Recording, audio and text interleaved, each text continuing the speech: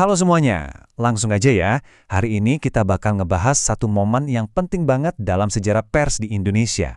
Yap, kasus pembungkaman majalah Tempo. Ini cerita yang dampaknya itu masih kerasa loh sampai sekarang. Coba deh kamu bayangin, media yang setiap minggu kamu tunggu-tunggu buat dapetin informasi yang mendalam, tiba-tiba hilang begitu aja. Lenyap. Alasannya? Karena laporan mereka yang kritis dianggap berbahaya sama yang lagi berkuasa. Nah, ini bukan film ya, ini beneran terjadi sama majalah Tempo. Oke, biar kita ngerti kenapa kasus Tempo ini bisa kejadian, kita perlu time travel sedikit nih, balik ke era Orde Baru.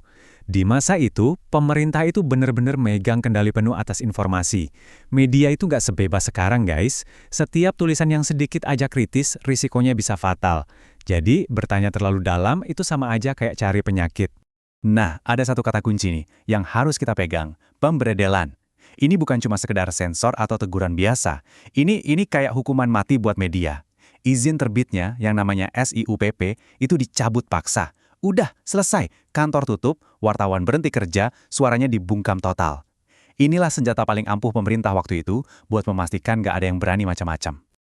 Ternyata, jauh sebelum kejadian heboh di tahun 1994, Tempo itu udah pernah loh dikasih kartu kuning sama penguasa. Yuk, kita mundur dulu ke tahun 1982. Ini adalah momen di mana keberanian mereka pertama kali diuji habis-habisan. Jadi apa sih yang bikin mereka kena semprit waktu itu? Ya, alasannya klasik banget buat zaman itu. Tempo dianggap terlalu berani mengkritik pemerintah, apalagi soal Golkar yang jadi mesin politiknya rezim. Laporan mereka dibilang bisa ganggu stabilitas nasional. Akhirnya mereka boleh terbit lagi, tapi ada syaratnya. Mereka harus tanda tangan surat pernyataan yang intinya janji nggak bakal kritis lagi. Ini benar-benar kayak, awas ya, sekali lagi, habis kalian. Nah, kutipan ini pas banget buat gambarin situasinya.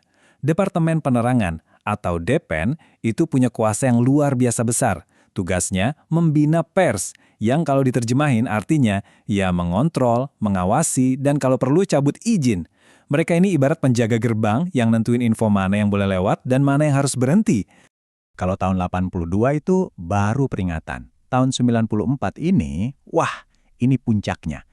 Dan pemicunya, sebuah laporan investigasi yang super berani tentang pembelian kapal perang bekas dari Jerman. Inilah laporan yang akhirnya bikin istana geger dan jadi akhir riwayat Tempo untuk sementara waktu. Inilah dia, dosa besarnya Tempo di mata pemerintah. Mereka ngebongkar proses pembelian 39 kapal perang bekas dari Jerman Timur. Kenapa ini sensitif banget? Ya iyalah, ini soal duit negara, soal pertahanan, dan yang paling penting ada dugaan markup harga yang gila-gilaan. Dan ini dia yang bikin semua orang melotot. Lihat deh angkanya. Awalnya harga yang dilaporkan itu cuma sekitar 12,7 juta dolar. Tapi jeng-jeng, keputusan finalnya bengkak jadi 1,1 miliar dolar. Gila kan? Lonjakan itu hampir 100 kali lipat. Tempo berani bertanya, ini uangnya lari kemana? Sebuah pertanyaan yang jelas bikin kuping pemerintah panas. Dan inilah balasannya. Tanggal 21 Juni 1994, Palu Godam dijatuhkan. Nggak cuma Tempo loh, ada juga majalah editor dan tabloid Detik yang ikut jadi korban. Ini kayak operasi senyap buat menghabisi suara-suara kritis sekaligus. Pesannya tuh jelas banget dan brutal, jangan coba-coba usik kami. Titik. Tapi, apa para jurnalis dan masyarakat diam aja? Oh, tentu tidak. Justru berbeda dari tahun 1982, pemberedalan kali ini malah kayak bensin yang disiram ke api.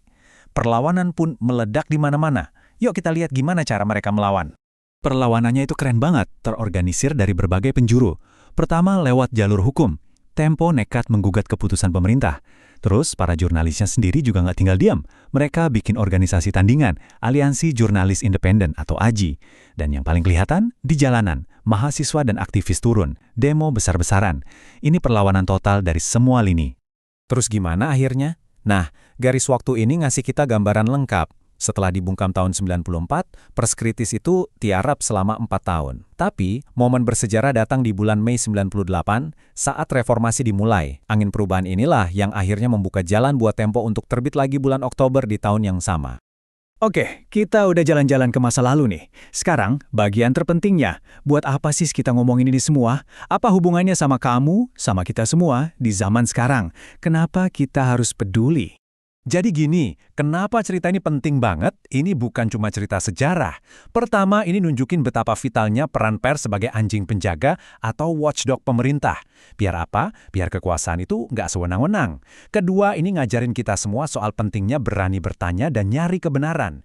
Dan yang terakhir, ini pengingat keras bahwa kebebasan pers itu bukan pemberian, tapi sesuatu yang harus terus dijaga dan diperjuangkan. Sekarang, kita bawa pelajarannya ke dunia kamu, dunia digital. Dulu musuhnya pembungkaman, sekarang tantangannya beda, banjir informasi, termasuk hoaks. Pertanyaannya, gimana caranya kamu sebagai pelajar bisa bedain mana kritik yang beneran pakai data kayak Tempo dulu dan mana berita bohong yang tujuannya cuma bikin rusuh? Ini skill berpikir kritis yang wajib banget kamu punya sekarang. Dan sebagai penutup, aku mau ninggalin kalian sama satu pemikiran ini. Semua keberanian Tempo dan perlawanan pers itu akarnya cuma satu, berani nanya.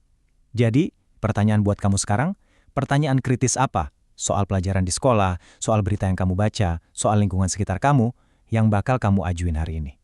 Karena semua perubahan besar dimulai dari satu pertanyaan kecil.